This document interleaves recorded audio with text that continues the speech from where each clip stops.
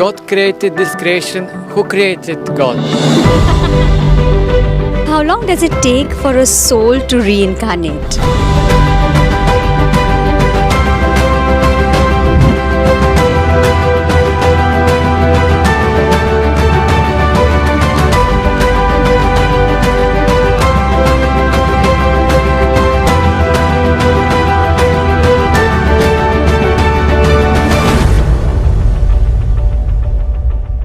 Gurudev, how did this creation started?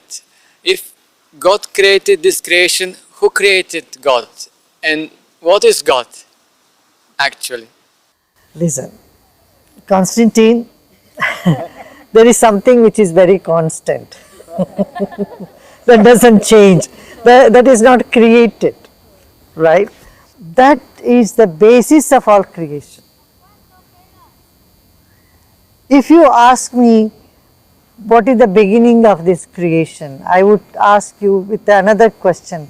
Tell me which is the beginning of a ball. If you take a tennis ball and tell me where does it ball begin, it's the same thing.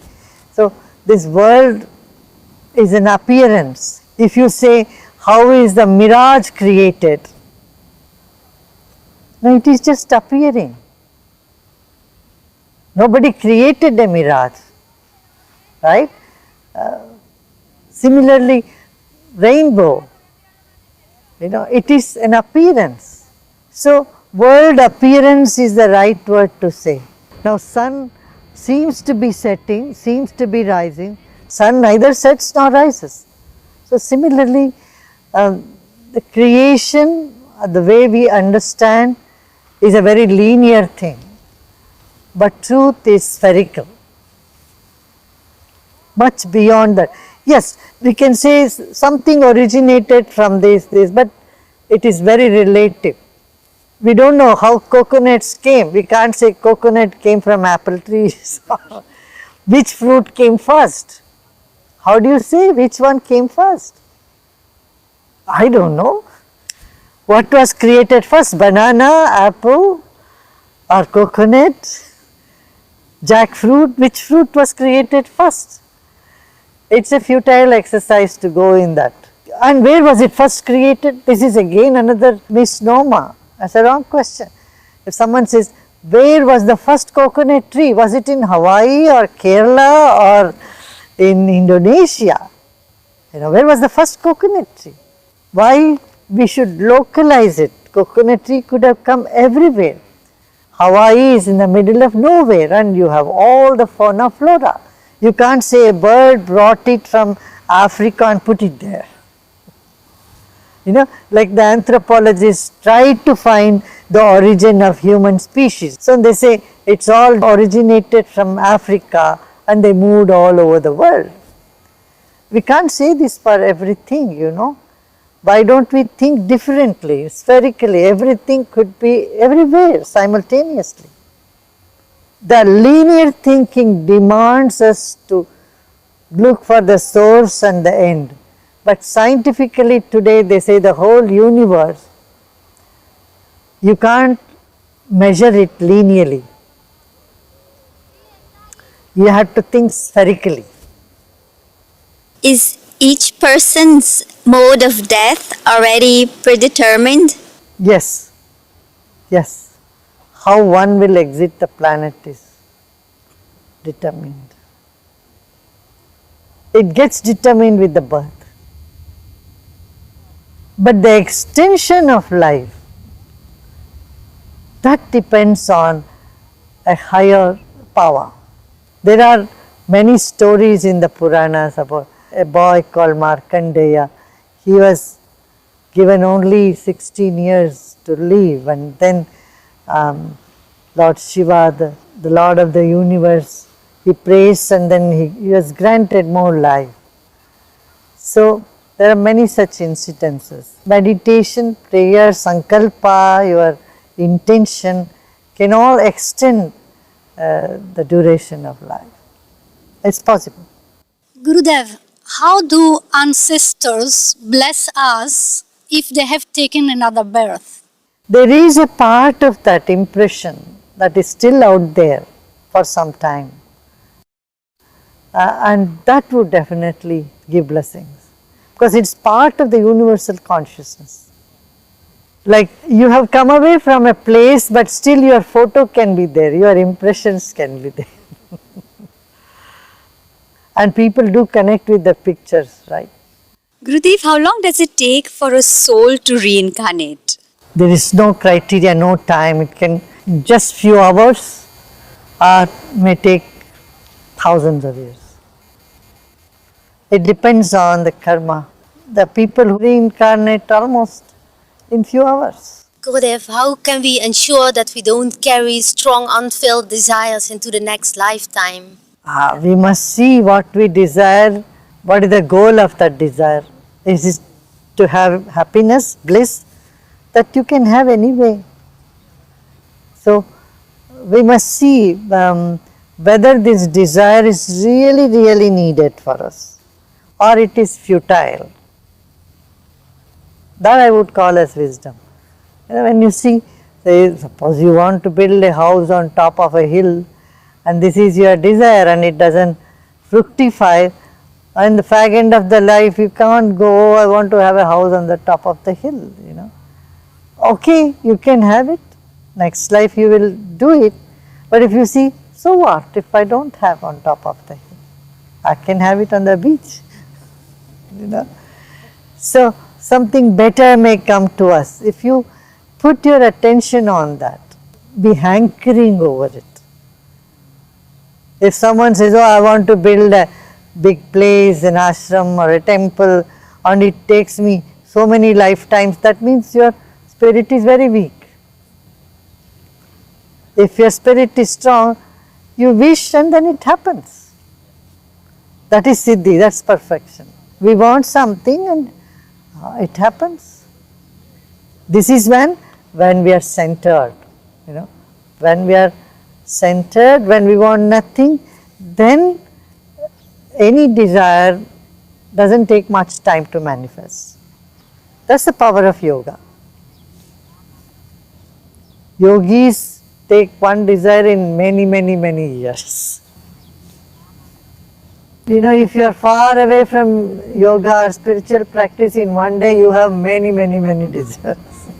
That is where the sadhana helps. Pranayama, Sudarshan Kriya, meditation, all these practices are meant to free you from all type of obsession. Whether it's from this life or previous life or some old impressions, all this helps.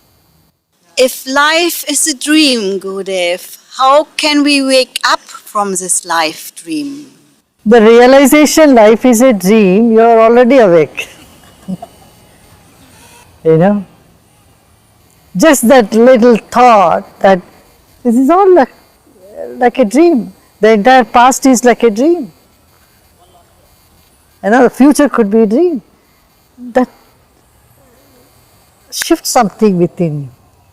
Then you realize, oh, there is something that is beyond the ephemeral world we are in.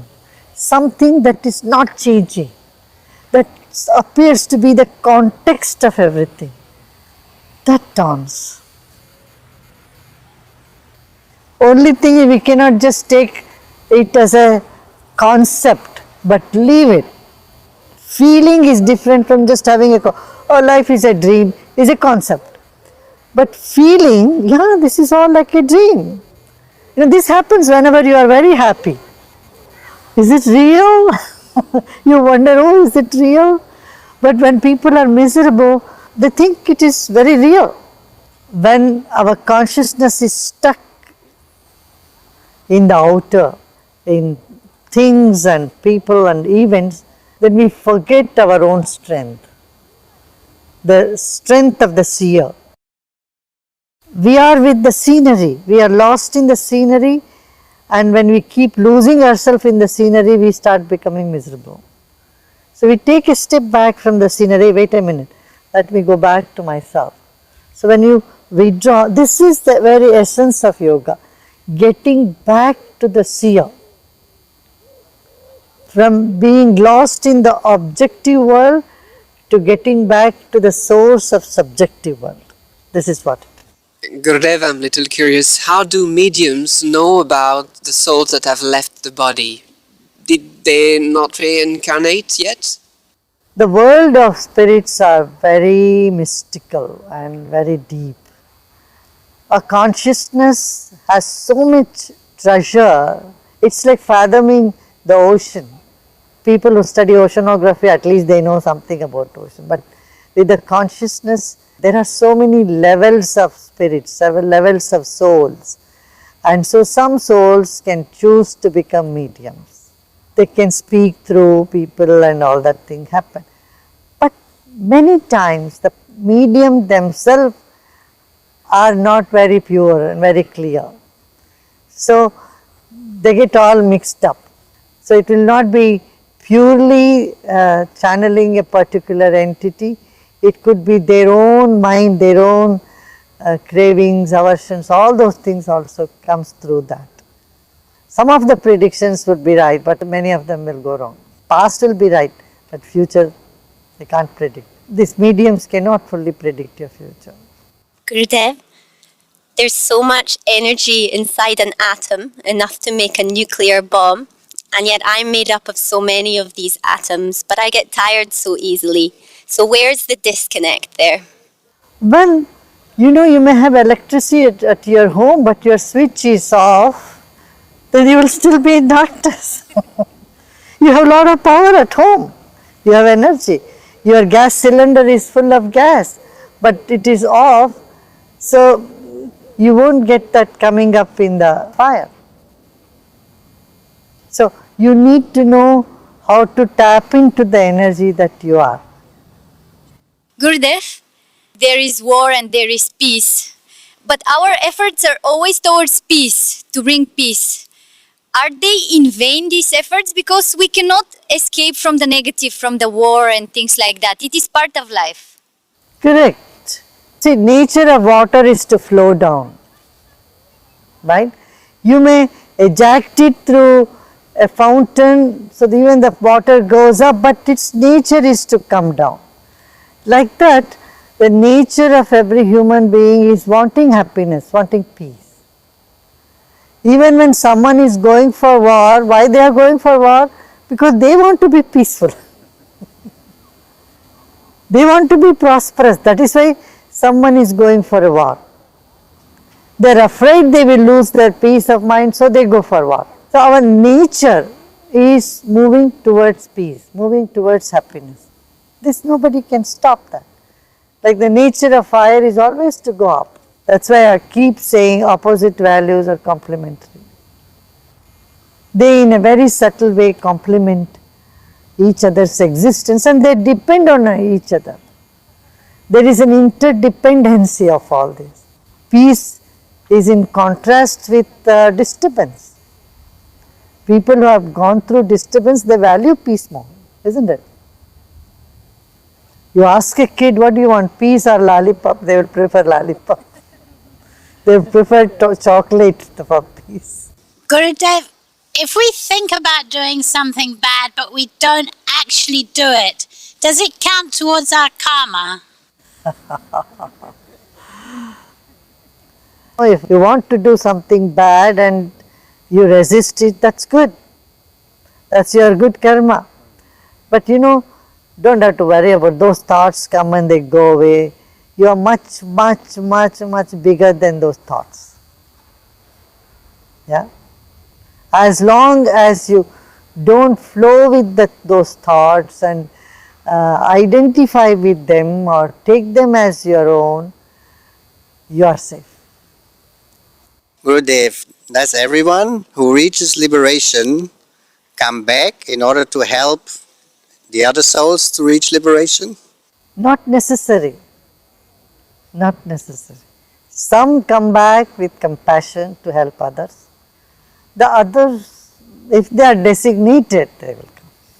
Gurudev, sometimes when I meditate or when I fall asleep, I have this feeling of dissolving. But at that moment, a fear comes in me that I'm not this, but who am I? And that fear, oh, I'm gonna die, and then I'm like, but who am I? How can I handle this fear of letting go and not be afraid of what is? That's where the spiritual path, a mentor, teacher, master, will all have lot of meaning. And there is mother at home, a child feels safe. Similarly, in spiritual practice, when you feel that you are going into another realm, then you should know you are not alone. There are other people who have already been there and they are with you. You know, it's like going to a new area and you need to have a guide. And there is a guide, then you don't worry, okay, there is a guide. And in the car, if you are driving somewhere, you have GPS with you. So you know you will not be lost. That's why seekers have always been asked to have a teacher. You know, seeker cannot just do it with books. In India, there is a saying called Guru Bina Gati Nahi. There is no movement without a master, without a teacher.